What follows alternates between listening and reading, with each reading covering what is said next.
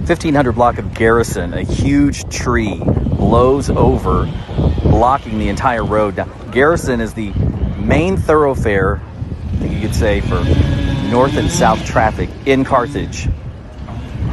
In the distance there, you'll be able to see Centennial Avenue and the former family video, which is now Discount Smoke and Liquor.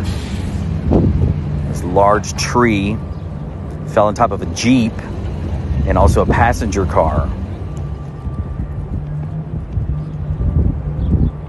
No one was injured, but inside the passenger car, a young mom and her baby.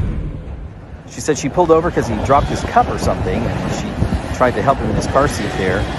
The tree fell. Headlights are still on, and their windshield wipers were going. They took the tree off of her car. Crews made quick work of it. It's still windy out here.